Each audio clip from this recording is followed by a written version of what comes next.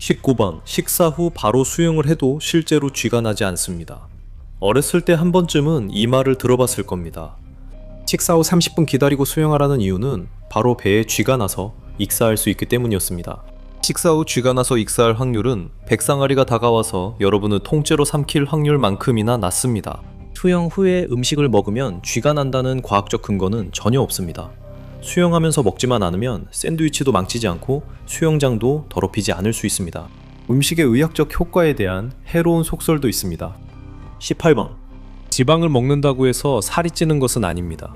이것은 완전히 논리적으로 들리지만 완전히 잘못된 예시입니다. 살이 찌는 유일한 원인은 몸이 쓰는 것보다 더 많은 칼로리를 섭취할 때입니다. 지방이라는 식품군 자체를 피하는 것은 어리석을 뿐만 아니라 오히려 건강을 더 나쁘게 만들 수 있습니다. 지방이 충분하지 않으면 탈모, 피부 문제, 상처 치유 지연, 그리고 훨씬 더 자주 아플 수 있습니다. 17번입니다. 맥도날드, 뜨거운 커피 소송을 건 할머니는 옳았습니다. 90년대 아이들은 이 사건을 기억할 겁니다. 1994년 한 여성이 맥도날드를 상대로 커피 온도가 너무 높다며 소송을 냈습니다. 그녀는 완전히 웃음거리가 되었고 탐욕스럽고 사소한 이유로 돈을 뜯어내려는 소송꾼의 대명사처럼 여겨졌습니다. 알고 보니 79세의 스텔라 리벡은 1992년 맥도날드 드라이브스루에서 거의 끓는 커피를 건네받아 심각한 화상을 입었습니다. 그 뜨거운 커피가 그녀의 무릎 위로 쏟아지면서 다리와 생식기에 3도 화상을 입혔습니다. 잠시 인상을 찌푸릴 시간을 드리겠습니다. 불쌍한 스텔라 리벡은 거의 죽을 뻔했지만 우리는 그녀를 농담거리로 만들었습니다. 미국은 종종 피해자보다 기업을 더 빨리 옹호하기 때문입니다. 16번. 암에 대한 완치는 영원히 없을 것입니다. 자, 제약회사가 치료법을 가지고 있지도 않고 어딘가 지하실 금고에 숨겨두고 있는 것도 아닙니다. 그들이 할 수 있다면 분명히 그렇게 했을 겁니다. 하지만 암을 완치라는 관점에서 생각하는 것은 암이 실제로 무엇인지 제대로 이해하지 못하고 있다는 것을 보여줍니다. 암은 수많은 질병을 포괄하는 용어이며 각각의 경우마다 다른 치료법이 필요합니다. 시간과 연구가 쌓이면 더 효과적인 치료법이 개발될 것입니다. 그러나 모든 암에 적용되는 만능 치료법이 나올 것이라는 생각은 본질을 놓치는 것입니다. 예상치 못한 점이 하나 있습니다. 15번. 고양이는 우유를 마시면 안 됩니다. 우리가 어릴 때 봤던 모든 만화들은 우리에게 거짓말을 했습니다. 만화는 고양이와 우유 접시가 천생연분이라고 믿게 만들죠. 하지만 현실은 전혀 다릅니다.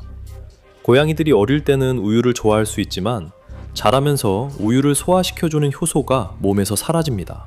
그래서 성묘에게 우유를 주면 토하고 똥 싸고 방귀를 여기저기서 끼는 걸 감당해야 할 수도 있습니다. 우리가 미리 경고하지 않았다고는 하지 마세요. 하지만 잘못된 생물학적 믿음에 속는 건 동물뿐만이 아닙니다. 세상엔 많은 속설이 있지만 걱정 마세요. 저희가 증거를 준비했습니다. 좋아요, 공유, 구독 꼭 눌러주시고 이번만큼은 이상한 삼촌말을 믿지 마세요. 14번. 나폴레옹은 키가 작지 않았습니다. 대부분의 사람들은 나폴레옹 보나파르트에 대해 프랑스인이었고 키가 작았다는 두 가지만 알고 있을 겁니다. 이건 우리 문화의식에 너무 깊이 박혀 있어서 키가 작은 사람이 뭔가를 증명하려고 애쓰는 모습을 보면 우리는 그가 나폴레옹 컴플렉스가 있다고 말하죠. 사실 나폴레옹은 당시 평균 키인 약 5피트 7인치였습니다. 그를 작다고 생각하는 데엔 두 가지 이유가 있습니다. 첫째, 그는 평균보다 키가 더 큰 군인들에 둘러싸여 있었어요. 둘째, 영국의 선전이 그의 권위를 약화시키기 위해 그를 키가 작게 묘사하려고 애썼기 때문입니다. 보면 아직도 많은 사람이 이걸 믿는 걸 보면 영국의 선전이 꽤 효과적이었네요. 하지만 이제 여러분은 아닙니다. 13번입니다. 강박장애가 있다는 게 깔끔쟁이라는 뜻은 아닙니다. 이건 역시 영화, TV, 대중문화가 잘못 인식하게 만든 것 중 하나입니다. 누군가가 나는 정리정돈의 완전 OCD야 라고 말하는 걸 들어본 적 있을 겁니다. 미디어에서 강박장애 형사나 범죄의 달인이 완벽하고 세부에 집착하는 모습을 본 적이 있을 겁니다. 감각장애가 있는 일부에게는 맞지만 이는 현실을 지나치게 단순화한 것입니다. OCD라는 약어는 결국 강박장애를 의미하며 이는 한 사람이 거의 통제할 수 없는 반복적으로 떠오르는 원치 않는 생각을 경험한다는 뜻입니다. 이들은 불안을 줄이기 위한 대처기제로 강박적으로 수행하는 의식을 발전시킵니다. 이것은 본래 매우 깔끔한 사람이라는 것과는 아무런 관련이 없습니다. 이 대본을 쓴 과로에 찌들고 감정이 메말라버린 작가 헨리는 실제로 강박장애가 있습니다. 저는 헨리의 아파트를 봤는데 정말 쓰레기장 같았습니다. 하지만 이는 사람들의 뇌 작동 방식에 대한 가장 위험한 오해와는 거리가 멉니다.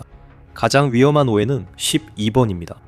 여러분은 피 묻은 스테이크를 먹고 있는 게 아닙니다. 스테이크하우스에서 미디엄 레어로 주문했다면 스테이크를 자르며 접시에 피가 고이는 걸 보고 완전한 육식동물처럼 느꼈을 겁니다.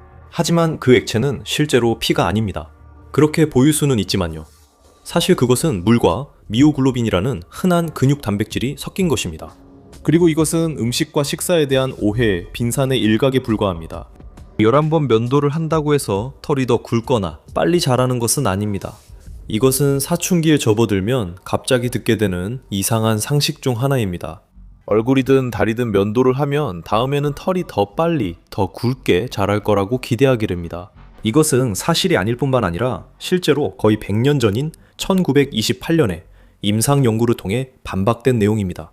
사실은 이것은 단순한 착시 현상일 가능성이 높습니다. 털이 다시 자랄 때 보이는 뿌리 부분이 평소에 보던 끝부분보다 더 거칠고 두꺼워 보이기 때문입니다. 10번 손가락 관절을 꺾는다고 해서 관절염이 생기지 않습니다. 아기 새를 만지면 안 된다는 말처럼 이것도 어릴 때 귀찮게 굴지 못하게 하려고 만들어진 전형적인 옛날 이야기 중 하나입니다. 다른 사람의 손가락 관절 꺾는 소리를 좋아하는 이는 없습니다. 특히 마피아에서 빚을 받으러 온 경우라면 더욱 그렇죠. 하지만 손가락 관절을 꺾는다고 관절염이 생기진 않습니다. 뚝뚝 소리는 관절액 내 기포가 터지는 소리입니다. 관절액은 관절을 부드럽게 움직이게 합니다. 다음에 누가 이런 걸로 소기를 하면 손가락 관절을 꺾어 위협적으로 대응하세요. 9번입니다. 껌이 윗속에 7년 동안 남아있지 않습니다. 사실 이 말을 소리내서 해보면 얼마나 말도 안 되는 소리인지 알 수 있죠. 그리고 왜 꼭 7년이죠? 마치 마녀의 저주 같아요. 물론 껌의 일부 성분은 소화되지 않지만 소화가 안 되는 모든 것이 위에 남아있다면 우리는 인간 창고가 되어 막힘이나 감염으로 죽게 될 거예요. 소화할 수 없는 껌의 성분들은 몸에 영원히 남아있는 게 아니라 그냥 변으로 배출됩니다. 그렇다고 해서 몸에 넣는 모든 것이 해롭지 않다는 뜻은 아니에요. 아무리 좋은 의도로 해도 말이죠. 8번 해장술은 문제를 미루는 것에 불과합니다. 어느 정도 나이가 있는 사람에게 밤새 과음한 경험에 대해 물어보면 완벽한 숙취 해소법을 하나쯤은 가지고 있을 거예요. 아마도 대대로 전해 내려온 포금가와 파티족들의 비법일 겁니다. 가장 흔히 듣는 고전적 방법 중 하나가 해장술입니다.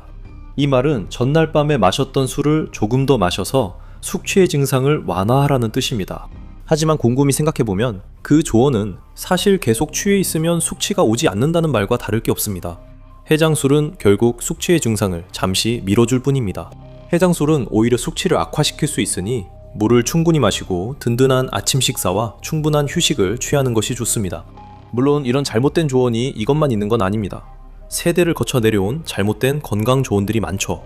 예를 들어 7번째, 아니요, TV를 오래 본다고 해서 눈이 멀지는 않습니다. 이 이야기는 2000년대 어린 시절을 보낸 이들이 가정용 아이패드와 공생하기 전 많이 들었을 겁니다.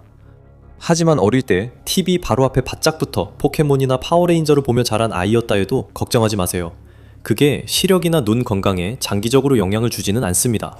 최대의 경우에도 눈을 너무 많이 써서 약간 피곤하거나 가려울 수 있지만 눈을 쉬게 해주면 금방 괜찮아질 거예요. 6번째, 해파리에 쏘인 부위에 절대 소변을 두지 마세요. 이건 정말 이상한 미신 중 하나인데 변태가 만들어낸 거라고밖에 생각할 수 없어요. 친구가 해파리에 쏘였을 때 절대 해야 할 마지막 행동이 바로 친구 몸에 소변을 누는 거예요. 해파리 촉수는 본질적으로 수천 개의 작은 독이 묻은 작살로 덮여 있어서 몸에 닿는 순간 고통스러운 것부터 치명적인 것까지 다양한 쏘임을 일으킬 수 있습니다. 실제 조언은 자신이 쏘이지 않도록 조심하면서 촉수를 제거하고 해당 부위를 식초로 씻어낸 다음 가능한 한 빨리 환자를 병원으로 데려가는 것입니다. 오줌을 뿌리는 것은 역겹고 쓸모없을 뿐만 아니라 오히려 상황을 더 악화시킬 수 있습니다. 실험 결과 해파리에 쏘인 부위에 오줌을 뿌리면 독성 반응이 더 심해질 수 있음이 밝혀졌습니다. 해변에서 친구에게 오줌을 싸서 죽게 만든 사람이 되고 싶으신가요? 그런 장례식 추도사는 어떨까요? 또 다른 흔한 오해가 있습니다. 5번째, 아니요, 잠자는 동안 매년 거미를 먹지 않습니다. 이상한 잡학상식처럼 자주 반복되는 이야기인데 여러분이 실제로 잠자는 동안 1년에 8마리의 거미를 실수로 먹는다는 겁니다. 그 작은 8다리의 벌레 애호가들이 인간의 입속으로 기어들어가서 죽음을 맞이하는 걸 좋아한다는 얘기죠. 하지만 그건 전혀 사실이 아닙니다. 비유 시어 교수는 버지니아의 햄턴 시드니 대학의 생물학 교수이자 미국 거미학회 전 회장인데요. 그는 이렇게 말했습니다. 거미들은 우리를 큰 바위 정도로 여깁니다. 우리는 거미에게 풍경의 일부일 뿐이며 거미가 잠자는 사람에게 스스로 다가오지 않습니다. 그리고 거미 전문가의 말을 믿지 않으신다면 더 이상 도와드릴 방법이 없습니다. 상상 속의 거미 저녁 식사나 즐기세요. 네 번째, 연쇄살인범들은 매력의 달인이 아닙니다. 영화나 TV에서는 항상 그렇게 나오지만 실제로는 그렇지 않습니다. 아무도 살인마 사이코패스처럼 사람을 조종할 수 있다고 생각하죠. 그들은 엄청난 매력으로 이성적인 사람도 방심하게 해 외진 곳으로 유인해 살해할 수 있다고 합니다. 테드 번디를 예로 들 수 있죠. 모두가 그 남자가 매력이 넘쳤다고 말하고 그래서 그렇게 쉽게 많은 피해자들을 유인할 수 있었다고 하죠. 하지만 물론 그건 사실이 아니잖아요. 그건 살인범을 실제보다 똑똑하고 세련되게 보이게 하려는 영화의 허구일 뿐이에요. 테드 번디는 추잡한 작업 수법으로 많은 피해자를 유인했습니다. 그는 가짜 깁스를 하고 수십 명의 여성에게 도움을 청했습니다. 대부분 여성들은 그를 소름 끼치고 불쾌하게 느껴 거절했어요. 그는 누군가 받아줄 때까지 계속 시도해 많은 피해자를 만들 수 있었어요.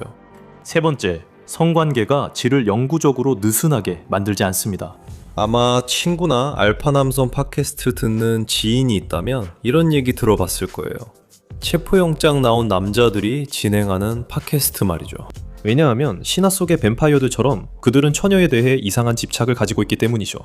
그들은 여자가 성관계를 많이 했으면 질이 더 헐거워져서 성관계가 덜 즐겁다고 말하면서 그걸 정당화하죠.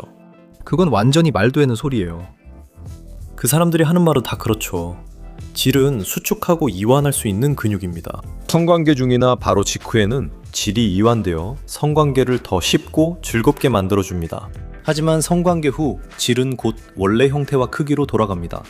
다르게 말하는 사람은 질에 대한 실제 경험이 없는 사람입니다. 두 번째로, 많은 바디랭귀지 전문가들이 사실은 완전한 사기꾼입니다. 이런 사람들은 유튜브나 팟캐스트에서 자주 볼 수 있습니다. 어떤 이들은 자신을 심리학자, 전직 경찰, CIA라고 하며 작은 행동만으로도 셜록 홈즈처럼 사람을 읽을 수 있다고 주장합니다. 하지만 대부분의 경우 이들은 얇은 사이비 과학으로 포장된 손금이나 타로 카드, 점쟁이만큼이나 신뢰할 수 없습니다. 비언어적 신호가 인간 의사소통에서 매우 중요한 부분이라는 것은 두말할 필요도 없지만 그 신호가 의미하는 바는 상황, 문화, 그리고 개인에 따라 매우 다릅니다. 연구 논문을 충분히 읽어보면 이른바 규칙이라는 것들 중 상당수가 완전히 모순된다는 사실을 자주 발견하게 됩니다. 이런 건 파티 트릭으로는 괜찮지만 대머리 남자가 눈썹 움직임을 언급해 감옥에 갈 위험이 생기면 잘못된 정보는 그냥 우스운 걸 넘어 진짜 위험합니다. 이런 사람들을 믿지 마세요. 첫 번째로, 여러분은 많은 유명한 영화 대사를 잘못 기억하고 있습니다. 이건 좀 웃긴 예시이긴 하지만 그래도 아마 여러분을 놀라게 할 겁니다. 인간의 기억은 완벽하지 않기 때문에 우리가 기억을 떠올릴 때 세부 사항들이 모두 뒤섞이게 됩니다. 그래서 우리가 좋아하는 영화 대사를 말할 때 종종 실수로 잘못 인용하게 됩니다. 다스베이더는 실제로 루크, 나는 네 아버지다 라고 말한 적이 없습니다. 그는 아니, 내가 네 아버지다 라고 했습니다. 매티 데이비스는 안전벨트를 매세요, 험난한 여정이 될 거예요 라고 말한 적이 없습니다.